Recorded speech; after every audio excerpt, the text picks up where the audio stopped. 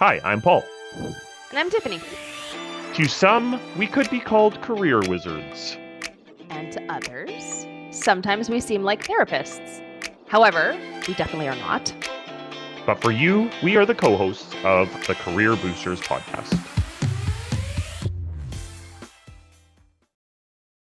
Maybe if initially when I started out and the question, like when I started my MBA and the question would have been thrown to me, I would have told you a certain package or certain designation or something.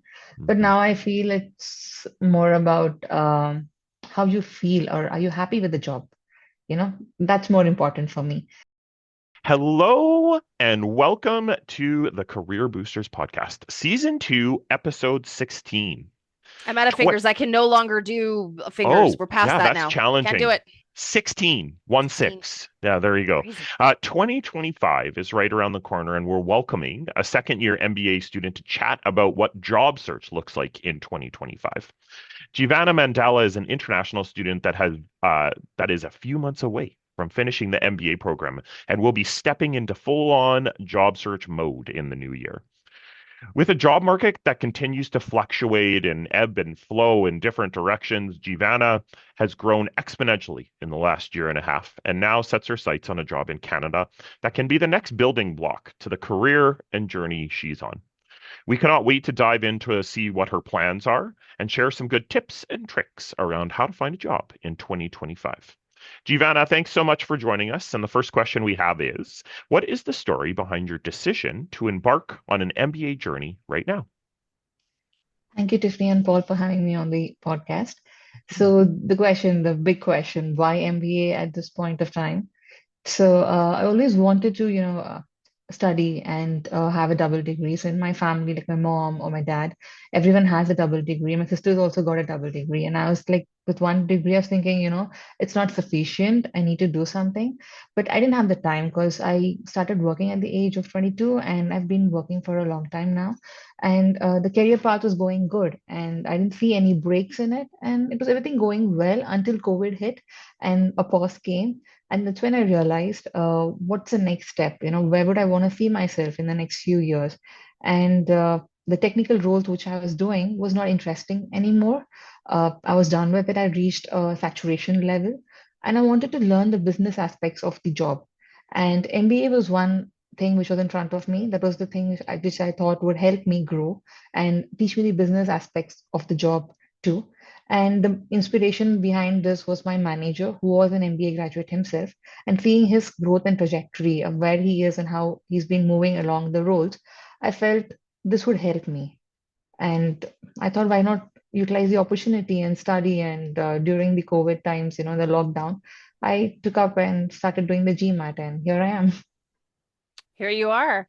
It's funny. Life works in weird ways. You talk about just looking at life and figuring, I want a double degree, but it doesn't look like it's in the cards. Life is on a trajectory and life's like, hang on a second, hold my beer. I don't know, right? COVID, it shows up and you're like, well, look at that chance to pivot. So not everybody, however, takes the opportunity to do so, even when life offers it. So kudos to you for taking that opportunity and moving halfway around the world to do so. So you've been here now for a year and a half. Can you believe that it's been a year and a half? No, it's Mm. really gone very soon. It's been like Yeah, 16 months already. I know it's And crazy. I was thinking how I'm going to pass the 20 months and I just have 4 more months left. It's just Yeah. gone by in a zest. Tell us a little bit about those 16 months. How's it been so far with you here? The initial days were a bit tough. I wouldn't hide about it because it's the first time I'm coming away from home, my comfort zone, and being away from family and my child. It was very tough the initial days to settling up, to trying to figure out what has to be done, what's the right way, the wrong way, and the weather wasn't helping at all. It's a complete transition from where I come from. So everything was a problem. But then the first year just went by with all the assignments, the exams, the deadlines. So you hardly got to know what you were doing. You kind of like, it was a multitasking thing, just day in and day out. You're doing multiple things and the day was ending. So the first year just went by. When the pace was very slow during the summer and the spring holidays, that's when it was like, okay, the first year is almost over. And what are we doing now? So that was the time I got to sit back and see, like where is it I started? and where have I come now, and what's the next step I need to do about. So I was trying to figure out that why I started this journey. Am I on the path, and I'm going towards that. So that was the time. This 1.5 year has helped me to, see and reflect and analyze and what are the changes or what are the things I Mm. need to work upon on. Yeah. And Jeevana, I've had the lucky opportunity to be your coach through this MBA program, and you when you notice tremendous growth, sometimes you point it out, sometimes you let the student kind of figure it out, right? And so in the first year and a little bit that we've been working together, we've gone through things like your values, your strengths, your areas of growth. We've gone through all of those kind of moments that have helped you hopefully realize a little bit more about who you are. Was there one like small little activity through the things that we've done so far that kind of really enlightened you to who you are? I think the Clifton's top five strengths. Yeah, yeah, That was one thing which I felt, I knew these were my strengths, but maybe I was not ready to accept them. But then now I'm like, that is me. hmm And yeah, that is it. I can't change the fact. Initially, I wasn't, I think I discussed with you, Paul, like, I don't want to be a manager who's got this empathy and all this yeah, adaptiveness and stuff. I need to be the one who's kind of influencer and trying to hmm be there, hmm control people. And then I remember Tiffany telling in the class that all the managers we remember are not due to the technical skills or not due to the authoritative event what they have over us. It's about the personal connection we make with them. And yeah, my top five qualities almost relate to Tiffany's top five qualities, which hmm so it kind of, helps you become a people's person. And yeah, I think I will shine as a people's manager. So yeah, I've started to beautiful. accept those things. And that has been a very big eye opener for me to Yeah. accept that and move on. Yeah, and it's interesting. I've worked with a lot of students from all around the world, and there are some places around the world where more of an authoritarian kind of viewpoint and viewpoint of management and leadership is viewed as beneficial. But here in Canada, we don't remember the technical skills of our managers. It's how they made us feel, and I think that's a really wonderful thing. So now, as you're sitting here 16 months in, you have some great experience. You have some Canadian work experience.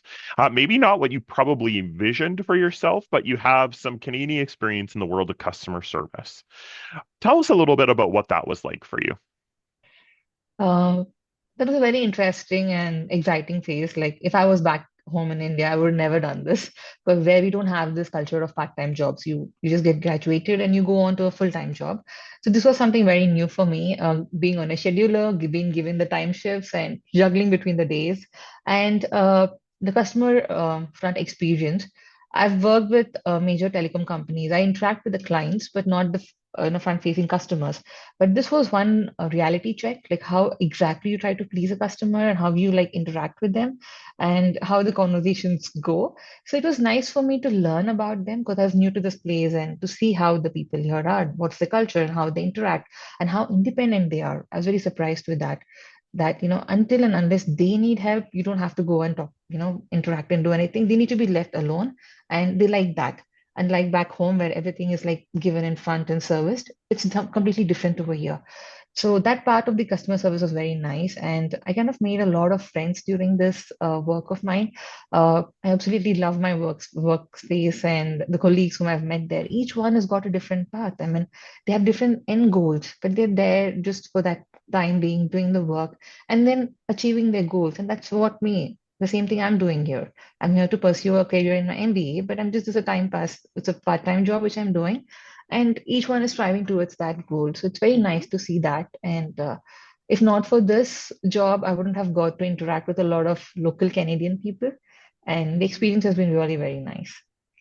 Can you link your strengths that you just talked about to your effectiveness in this customer service role? I think being the customer face in the organization where I'm working right now, you need to really be out there and speak to the customer and try to understand what is their requirements. And I think I come out as a very nice, sweet person whom they can talk to and, can get the things done easily in a bit sweeter way. So it kind of helps me to like understand them better. try to give them better options, or keep the conversations go on for long, and they kind of remember me. So even if they don't have to step into the shop, when they're just passing by, they wave and they ask me how I am. So these kind of connections I've made with them, they stand out. And even if they see me somewhere, they kind of come and speak to me and acknowledge. So the connections are very important for me. Like what kind of connections you make with people. It need not be materialistic or anything you have to gain about. It's just these, friendly talks what we have with people. These are the memories which I can get carried for later on. So this has been a very nice part, and I'm very adaptive. So any environment you put me in, it takes me like very less time to be in that environment and gel around with them. So that has helped me in this workspace, wherein I kind of learn the work better and I try to give my best. And I want to highlight that you just talked about how you took what I said in class, which was we don't remember managers for their technical skill set. We remember how they made us feel. And you just talked about how you took that knowingly or unknowingly into customer service, and people stop by and say hi to you, even though when they don't need to maybe be interacting with the product, just because you made them feel a certain way, and the powerful skill set that that has, certainly within customer service, but within a myriad, I would say, really every industry, truly. And what a unique opportunity to take a unique summer that maybe didn't go the way you were thinking it might, but come out with such a elevated skill set. You went in with the skill set, but look at the amount of practice you were able to do too. Yeah, Mm-hmm. true. It's been really nice. I've made really very, very nice bonds, and I can carry them even if I'm here or not here, I can carry Mm-hmm. these bonds with me forever, I feel. Mm. So let's make another connection. That was connection between your strengths and this customer service role. Now connect for me this customer service role with how it's setting you up for post-grad job search and work after the MBA. So before I started out the MBA journey, back home it's different, like how you kind of search for a job or what you kind of do. You just put out your resume over there, and if your skills are matching, they kind of call you and you get an interview call. It's different here. I've seen a number of rejections. Trust me, the rejections have been more and more, and it kind of teaches two things, like uh, everything is not the skill set what you see on the paper. That's what Paul has been telling, Tiffany, you've been telling, that it's not just those skills. There's a lot more behind it. And networking is one thing which I have learned is going to be very, very important and crucial. And me being an introvert, now I'm trying to, come out of my shell. Trying when I interact with these customers, when I'm trying to, talk to them, new people, new faces, I don't know them, and I'm trying to break the ice and talk to them. It kind of helps me to reach out to the networking people, the MBA alumni or the people from the office, but I'm trying to reach out to them and tell them, what, I'm interested to know about the organization or the work. Mhm. I want to know about what happens in the company or how the work structure is. So it kind of helps me there. So Yeah. this experience is what I'm taking from here, from the part Yeah. time, and Yeah. trying to implement it in the job search. And that's it. Giovanna, the one thing that I have noticed, even in the last 6 months since we've been working, it has helped you give confidence to the conversations that you're having and to the ability to like build a relationship, right? And I think I think relationship building is so important. And I have a question on networking in just a second, but I really want to emphasize these relationships. If you can talk and come out of your shell and really communicate well, you start to build better relationships with people, right? And you can actively listen to what people are saying. You can ask great questions and show curiosity. And I think exactly what you pinpointed is amazing. And if I can offer a little lens, I believe everybody should work in customer service at least at some point in their life, because it's literally the hardest stuff that you ever have to do, because dealing with people is so difficult and challenging Yeah, and true. very diverse and different, right? So we've talked about networking and talked a little bit about these like relationship building kind of processes that you've been going through.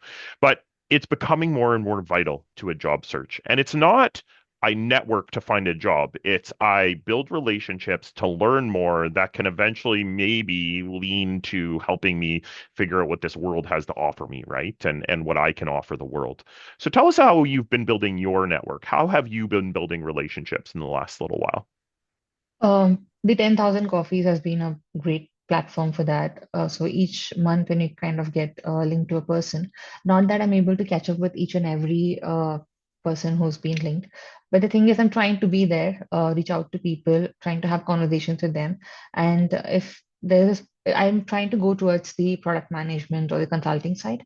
So if someone is from the same profile, I try to talk to them about, the interests I have and what is the thing I need to look out for. So that's been a very great platform for me. And also, like, I reach out to people on LinkedIn, wherein if I see this is a company which I'm aiming for, this is the kind of work I'm aiming for, I try to talk to them. I try to like put in a message and say that, hey, can I catch up for a virtual coffee meet or something? And so that if they are interested and they have the time, we can take the conversation further. So it kind of helps me there. And I believe in the thing that quality versus quantity. So I don't talk to everyone, it just quite a few people, but I want to make a relationship with them so that the contact is there. It's not like I just meet them once and they forget it, but they kind of remember you. And when you try to reach out and talk to them, and they kind of know, and you can start off from where you've left. So it's easier that way. And just for anybody watching or listening, 10,000 Coffees is a platform for connections, for growing networks, for mentorship, to be able to find, experienced professionals and link them together. So it's something that our students use, and when you lean in and use it, can be super super valuable. Now, you talked about product Management. management, words hard, and consulting, that this is an area of focus for you, and that's what we talk about. You are heading to the point where we start with brainstorming in the middle or the beginning of the MBA, and we try not to focus too soon so that you can do some exploration. Well, now you're funneling down to, okay, product management and consulting is interesting. How do you or how are you setting yourself up to do a job search within these areas? You already talked about networking with people in those areas. What are other things that you're doing to tailor your search now? Uh, First thing is like to reach to the end goal. The first thing I started doing is in the second year, I took subjects which would help me towards these roles. So for product management, you need a mix of sales and your strategy and your marketing. So I took subjects based on that. That was my first step towards it. And the next thing is to, when I kind of see profiles or the JDs, they have the descriptions. What is that they're looking out for? So I started to focus on those skills. If these are the ones which can help me to later get a job in these profiles. That was one. And there are a couple of certifications which people do have on the list, but I'm still contemplating whether I have to do it or not do it. I'm in between on the verge of deciding upon them. And also, like when I reach out to the people or the seniors or the alumni, uh, I kind of ask them, like, what's the correct, or what is the way we could try to do this, or what is the skill set they're looking for. So these ones I take back from with me and I try to work on them. So that way I'm trying to improve myself to see that I'm better, like I'm a better version of myself than what I was. Yeah. I love your approach of looking at what is needed in the roles or the organizations or the industries that you're looking at, and you're trying to, tailor make your MBA to kind of satisfy those roles. And that makes total sense. Sometimes people go through their whole MBA focusing on strategy and then apply to a role in a bank, and you're like, what are you doing? Like, come on. But I think at the end of the day, what you're doing makes a lot of sense. When you think about the support of your colleagues, of your cohort, so you're in classes with both part-time and full-time students. How have you got support from the cohort, from your probably the biggest and best network that you're going to leave this program with? It's the people you've been in classes with. How have you been supporting each other? Um, the cohort has been really very nice. The first year has been really great, and each one of us are very unique and they're very helpful also.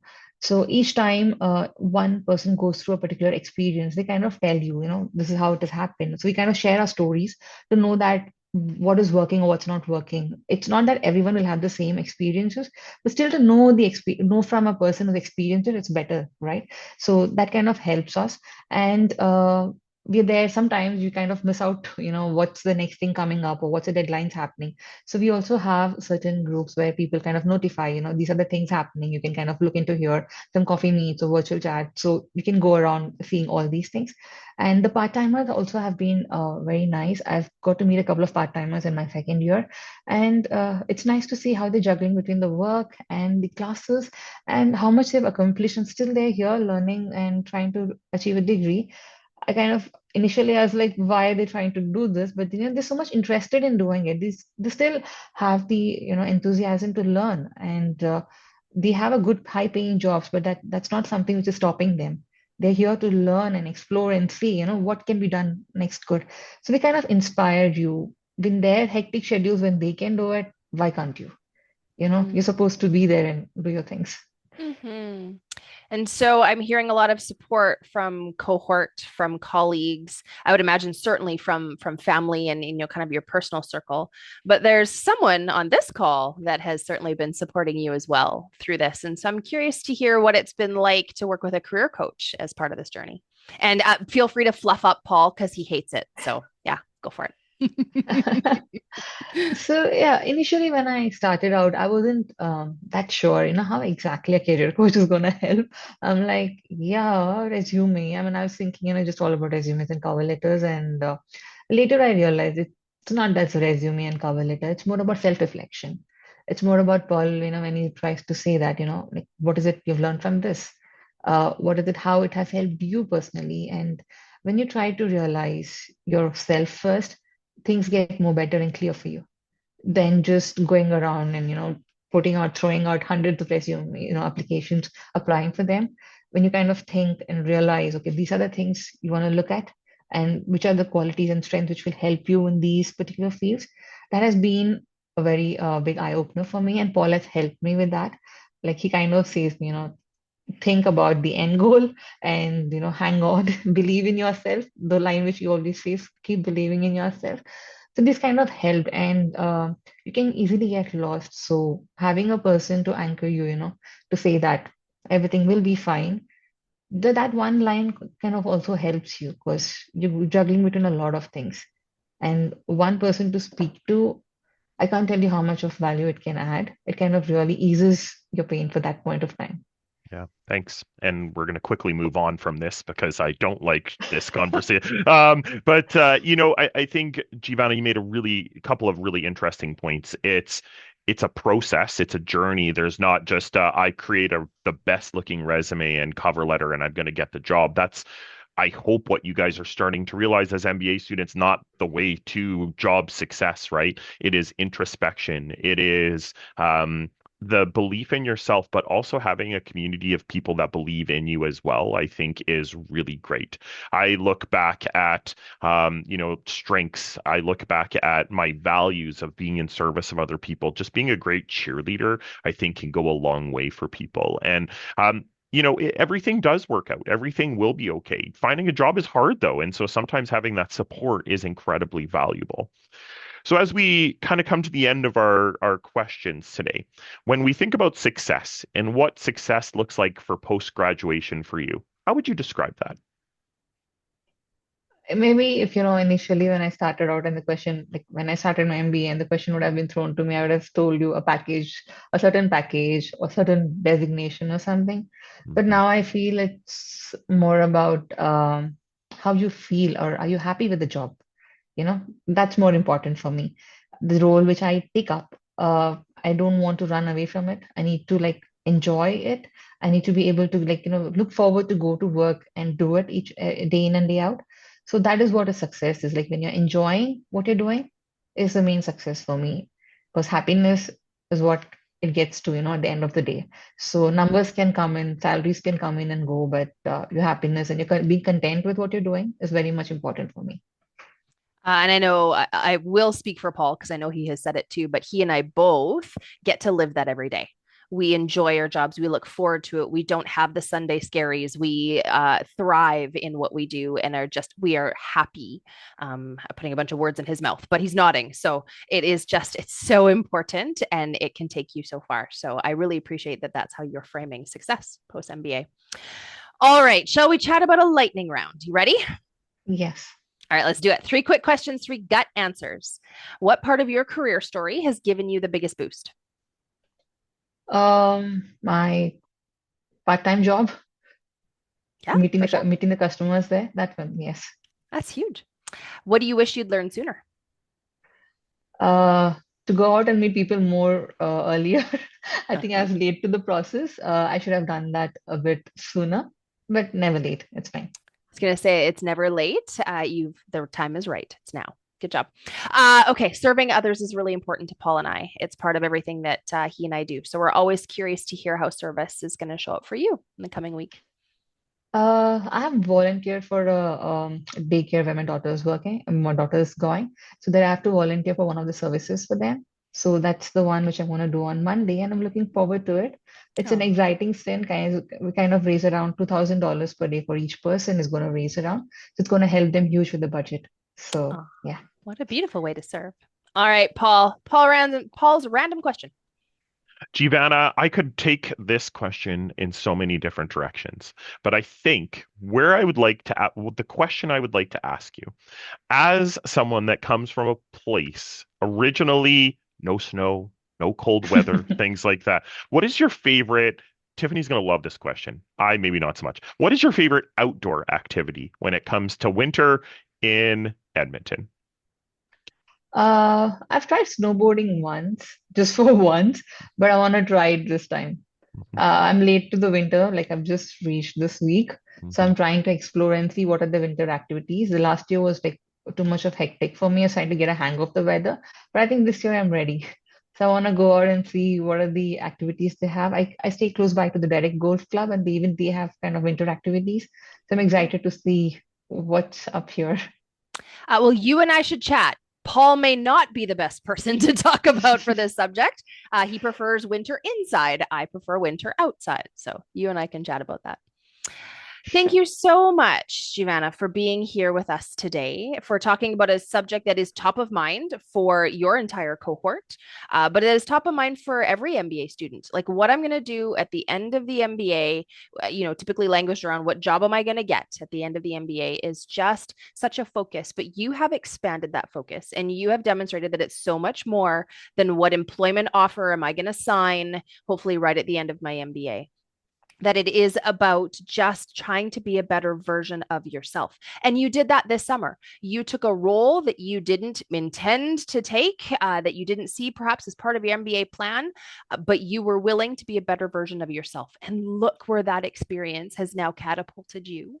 And you've demonstrated that over and over again, leaning in with Paul, leaning into the self reflection, understanding that success is thriving and happiness at the end of the MBA, not just a bottom line and an offer. And so you have given such a beautiful framing for everybody that's about to head into post-grad job search in the coming months. Yeah, I hope they all listen to this because you have set everyone up for like the way to approach this. So thank you. Thank you so much, Tiffany and Paul. Thank you for giving me this opportunity to be here and share my thoughts about this. Thanks a lot. You're welcome. All right, key takeaways. And as usual, there's many, but the one that stood out to me was when she talked about the power behind like accepting your strengths and not fighting them.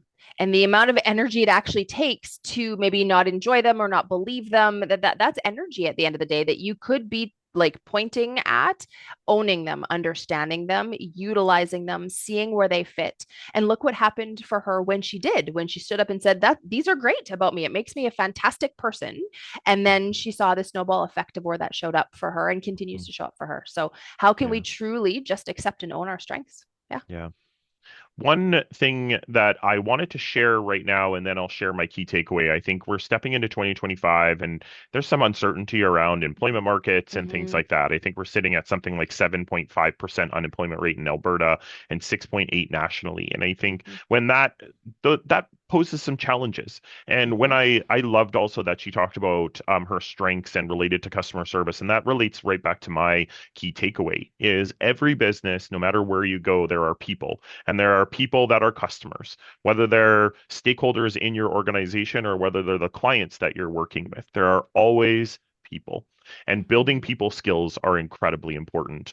Myself, I spent the first like 15 years of my professional life in customer service, and it has helped me exponentially in the way that I deal and work with people. And I think that the more opportunity we can work with others, the better off we're going to be. So, yeah, that's my key takeaway is customer service and how important it is to work with people.